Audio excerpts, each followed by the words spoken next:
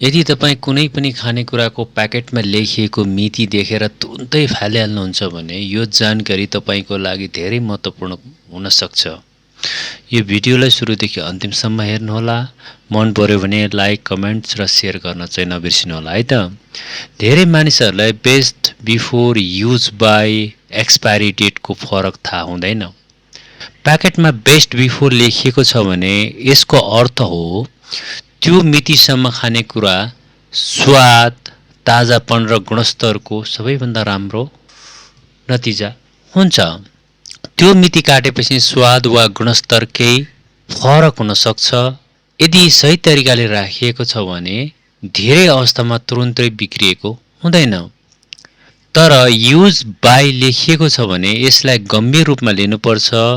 यो मिति काटेपछि खानेकुरा हानिकारक ब्याक्टेरियाहरू बढ्न सक्छन्।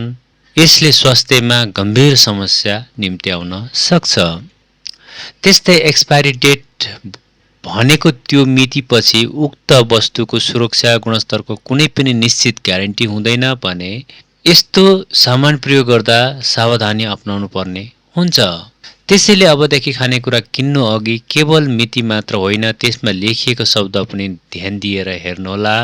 यो जानकारी उपयोगी राम्रो लाग्यो भने आफ्नो परिवार, साथीभाइ र प्रियजनहरूलाई सेयर गर्न चाहिँ नभुल्नुहोला। सुरक्षित रहनुहोस्, स्वस्थ रहनुहोस्, मस्त रहनुहोस्। तपाईहरू जहाँ भए पनि तपाईहरूको समय शुभ बितोस्। धन्यवाद।